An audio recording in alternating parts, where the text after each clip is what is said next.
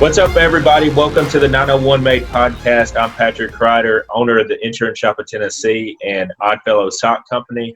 With us today is our co-host, Dr. Brandon Walley, the owner of Collierville Vision Center. Brandon, how you doing today, man?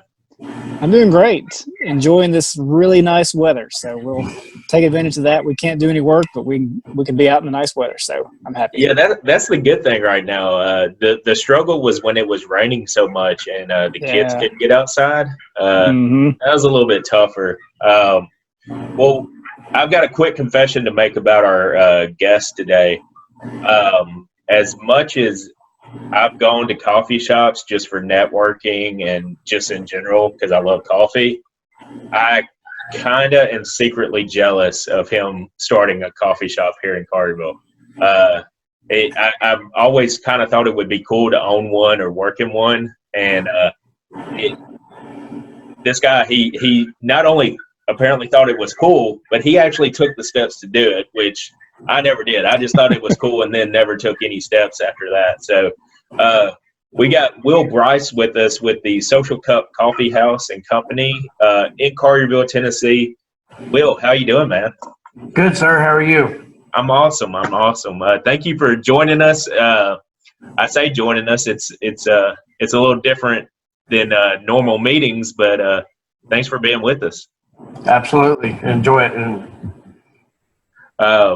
Well, my first question is just how you got started in coffee in general, because I think it's a pretty cool thing, but I was curious how y'all got into it.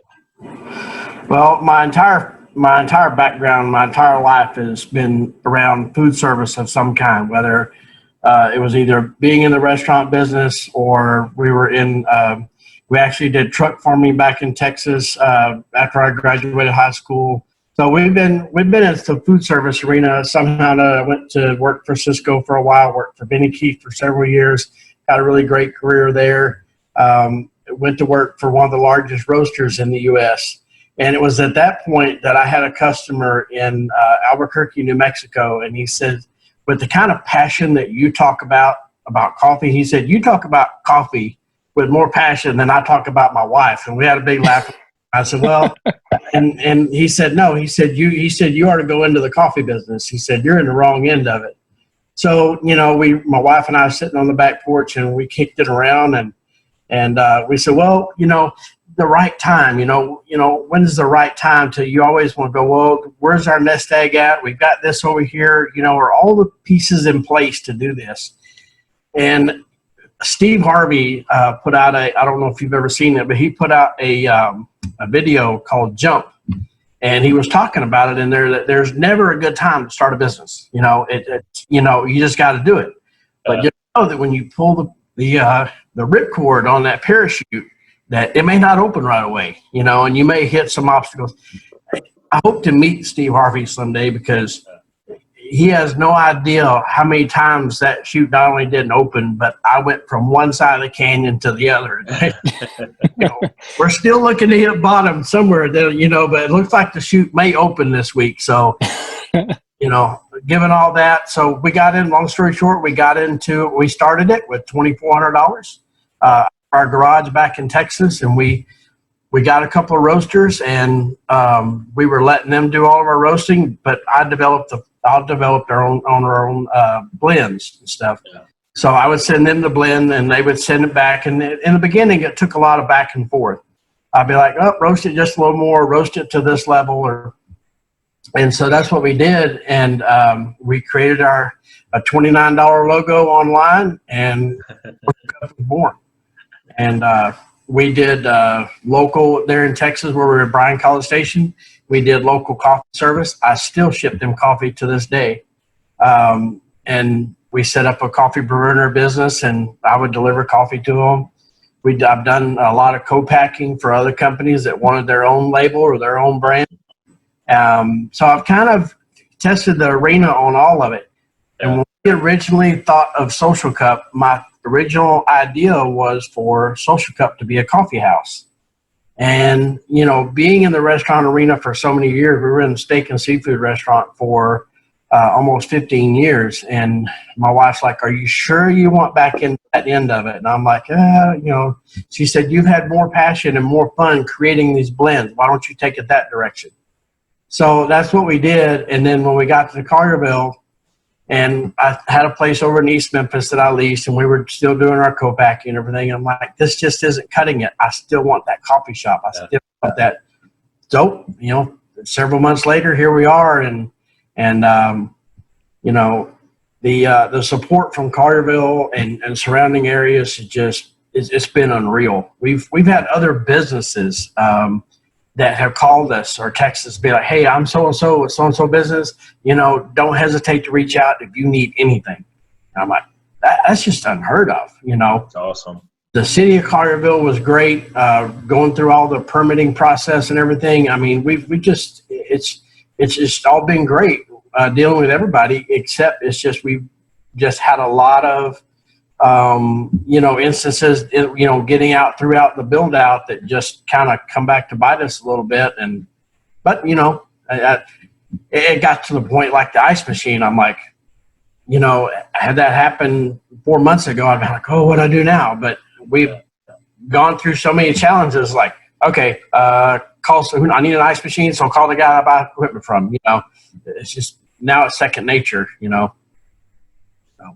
Awesome. So do you still have the co-packing in East Memphis, or is that? I don't. And that's why we call this and company. Eventually, I've kind of got everybody stocked up that the ones I have in Texas and the one, some of the co-packers all this pandemic has kind of actually been a blessing to us because it's been able to let us put that on hold. Yeah. And eventually we'll move some of the packing equipment in here. And so like when employees, if we're not busy out front, like, okay, go pack K-cups or go pack this order for so-and-so. And so that's why and then eventually we will build a roastery and so there'll be more career opportunities for the people who are working here. They can go work in the roastery or they can work behind the counter. So I got to say that the humble beginnings, it may not be, I don't know if it's something that you hang your hat on, but I love like just the fact that y'all started in a garage with everything. Like, I love that because I think the average person who's never started a business just assumes that anybody that starts a business just has a ton of money and they can just throw all this money into it. And most people I talk to are not that case. It's a scenario of either I'm working my normal job trying to support this until this gets going, or there's just all kinds of struggles that people have going into it, and the average person doesn't recognize it. You're absolutely right. I actually started writing a book about a year ago, and my wife laughs at me because, last year or the beginning of this year, I said, I am so close on finishing my book. And she laughed. I said, why are you laughing? She said, because when you start getting towards getting the store open, she said, I got $10 that says your book will totally change directions. And she was right. So it has, because I wanted to kind of give some insight because it's not something that you just throw money at. I mean, you got to have them. You got to have the funds. But if you don't have the passion to get you on the everyday grind to get past if I didn't have the passion for this, there's no way I could have survived all these obstacles that have been thrown at me. I mean, there's just no way. I mean, you just have to have this undying desire to see this thing open, and that's what gets you to the next day. It's also one of the other things you kind of touched on. It's kind of amazing how resourceful you can become. I think you said your logo was like $15 or something online. Which $29 logo. I'm the same way. All my websites I've ever had, I've always created them, logos. I think I had help with one of them, but for the most part, I've used like Fiverr or Canva or all these different resources to do it, just because I didn't have money to spend on $1,000 logo or a $500 logo. And I will say your logo is pretty awesome looking. So, well, I have to confess because this was our original logo. Mm-hmm. So what's in your cup? And if you'll notice, like on the inside the store and like the T-shirt now is different. I don't know if you can see that or not. But it's okay. And my daughter redesigned our logo about a year and a half ago, and she was just making some signage, and she took our logo and I said, I like that. I said, I'm going to incorporate that as our new logo. Well, then when we got here, we needed a new website. We had always used GoDaddy, and like, all right, we're kind of growing up here. We kind of need a grown up website, and so we had a local guy here in Collierville, Cameron Spann, and he redid our logo again, and then created our website and what have you, and so now we're actually .com. So .com. So we actually have a grown up website now. So it's kind of evolved. I said, and so I laughed the other day, and I said, it's I guess we're really growing up as a company. We're on our third logo change now. One thing that oh, go ahead. Sorry. I was going to say, going back to you were talking about the passion.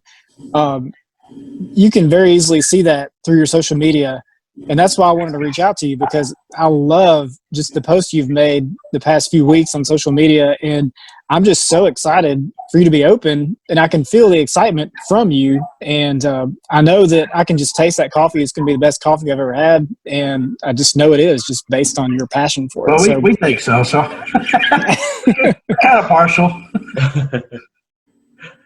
Do you have a favorite as far as the blends that you've made? I checked out the menu before I got online, but I do. I have probably my most favorite of all the coffees we have is actually if I had to pick a favorite blend, it would be our Socially Energetic, and I created that one for one of our coffee clients back in Texas. It was one of the biggest route customers we had.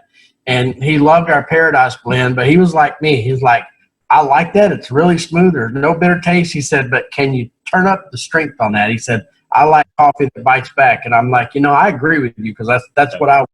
And it's good. It's really mild. It's really mellow. It's really smooth. No bitter taste, no aftertaste. You can actually drink a cup of it and then not feel like you have to have that, that coffee taste in your mouth for the next 2 hours. Yeah. But I'm like him. I needed something stronger, so I went and looked at some different coffee beans from different regions and put together another blend. And I brewed a pot of it, and I took it up there and I set an AirPod on his desk, and I'm like, "Try that." I hadn't even got out of the building, and he texts me. He goes, "That's it. Don't change that. Bring me that." And so that's when Socially Energetic was born, and it's got a lot of Ethiopian Harar in there, which is my favorite single origin coffee. But it's where you get this kind of the strength from, and then a little Guatemala in there kind of smooths it out, and then a little Robusta and a little Brazil in there, and it all comes together. Not too much salt, not too much pepper. As I tell people, it's just like a recipe. You just got to be the right ingredients. They all got to complement one another. So let me ask you this: so Saturday morning, nothing to do. You're sitting at the house. You want a cup of coffee. Are you going to put it on the drip? Are you going to do a French press? What are you going to do? I can't believe you asked that question.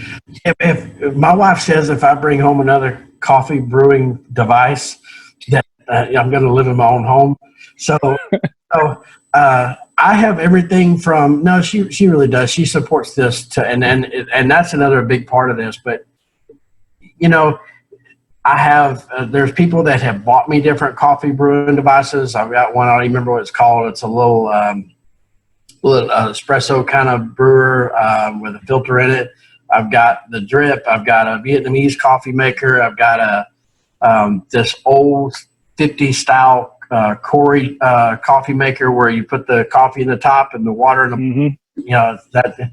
So, but from everything, and I'm not a fan of Keurig, and I have one, and we sell a lot of K-Cups, but I'm just too much of a traditionalist. But if I'm just going to brew coffee at home, I've got a little bun pour over, and it's going to make, the full pot, but, that's going to be my go-to. If I just really want to enjoy some good coffee on a Saturday, that's my go-to. Bun has been doing, coffee brewing equipment since the beginning of time, I think, and they really just have it down. And that little pour over that I use for different functions and stuff, going, or doing taste testing, whatever, that's proved to be my little go-to. So I saw on social media and your website there'll be food as well, and I don't know why this was the one thing that caught my eye. Like, you'll even have a lobster roll. Is that right? Lobster roll. I don't know. That came out of left field. I guess it was my neighbor that he was telling me about this lobster roll he had. Because he flies for FedEx, and so everybody's just getting plugs today. But he flies for FedEx, and so he was telling me that he said, and there's a food truck here by the same name. He said they're supposed to be really good. He said, man, you got to go try that lobster roll. I said, I've never even had a lobster roll, and so just hearing him talk about that, I'm like, you know what, I'm gonna put that on the menu. So I called my Benny Keith rep, and I had him send me some lobster meat. I'm like, I want to play around with this. I want to try this out. And so I get in the kitchen, and that's my thing is I love to cook. I mean, and I love to eat too. But so I get in the kitchen, I'm playing around with it, and I served it to my family, my wife and daughter that night, and they're like, man, this is really good. I said, okay, try this one with the spicy sauce on it. And they're like, oh, that's even better, And so I took some to my neighbor, and I was like, what do you think? And he goes, he said, you've absolutely killed that, man. I said, I don't go like. You're my neighbor. He said, you got to be. He said, no, don't change anything on this. So we put it on the menu. So it was kind of an oddball thing that just come out of left field. I gotta say, I saw it, and my initial thought was, I did not expect to see that at a coffee shop. But then I was like, man, I really kind of want to try this. And then I saw a lot of people say that. Yep. I did see is the name of it the Collierville dragon sauce or something like that? The hot. That's right. I saw that and I was like, all right, I gotta try it that way. Yep, that's the way my family loved it. They and my wife's not even a big spicy fan, but she said there's just something about that. It just really pulls it all together. So, but yeah, I tried to go with everything that was, just like having the nitro brew and the cold brew on tap. We just kind of wanted to pull all elements of an old school coffee house together, from old school barista to, full service menu that comes from my restaurant background. I wanted to have food and, so, and that enabled us to increase our hours, to give employees more hours too, by doing breakfast, lunch, and dinner. So, you're planning on opening hopefully this week, assuming. Hopefully this week, assuming that we get our health certificate tomorrow, and he says everything is good. And like I said, my wife and I have been here every weekend, which seems like from the beginning of time. But we were in here all this weekend and just literally just going over every single thing, that make sure everything was just right for tomorrow. Awesome. Well, I feel like maybe it's a good time because Starbucks is closed, so you've got people ready for coffee, and so hopefully you can convert all these people over to you. Well, and I had a lot of. It's funny because I've had people ask me, when they first heard that I was going to put this in, they're like, "Why are you doing that? There's a Starbucks right across the street," and I'm like, you know what? Tell that to a McDonald's with a Burger King across the street. Tell that, why are you selling burgers when there's Wendy's and the other guys all up and down the street? Everybody has their own niche. A steak restaurant is not a steak restaurant. Every steak restaurant has its own niche. Every hamburger place has its own niche. So to me, that's the same thing here. Just because we do coffee per se doesn't really mean we do the exact same thing that Starbucks does. So, they have their following, and then we'll have our following. So, to me, I've always felt like competition is good, but there's room for everybody on the block. That was one of the things that I got my eyes open to when, and not everybody feels that way, that when we were searching for a space to lease, their first question is, what do you want to put in? And so you tell them, it's like, well, you can't have that on their menu because we have this person here in the shopping center, and they have signed a, where you can't. I forget what's the name of the term I'm looking for, but you can't have any competing items. I'm like, really? Okay, so that was a whole new, that was different. Yeah, I didn't know that was a thing. It is a very big thing. Interesting. Yeah, I'm definitely one of the people that I know there's a ton of people that just I guess are fanatics of Starbucks, but I'm not one of those people. I've always been more the local, support the local coffee shop. And we've tried to use local in everything that we've done. If it can be done locally, we've used local. Awesome. Because I think you'll find a lot of support. I mean, I'm a independent optometrist, and VisionWorks is right across the street from me, which is a chain. And there's plenty of people that support them, but I have people every day that come to me say, "Oh, I used to go over there. Now I come to you," and they refer friends and family. And Collierville has been really supportive of me just in the past 5 years. So I feel like you'll have the same experience here. Absolutely, I agree. So, how can people follow you on social media, or what's the best way for people to connect to you? Really and truly, the best way to follow us is on Facebook. Social Cut page. We have Instagram. What I've learned about Instagram is, after I finally learned how to use it, is that everything is a flash in the pan. So whatever you post, it's 2 seconds later, it's like, that's history. What have you got now? And that's very time consuming. It's like, look, I have a coffee house to run. I don't have time to, so with Facebook, I've learned that I can post something and has about a week's shelf life on it. Sometimes longer, but especially if it's a live video. The video that we did the night we took the paper down and we kind of did a little virtual tour on the inside, I think that video is up over 700 views now. And it just every time I look at it, it just continues to grow. So I noticed that things have more of a shelf life.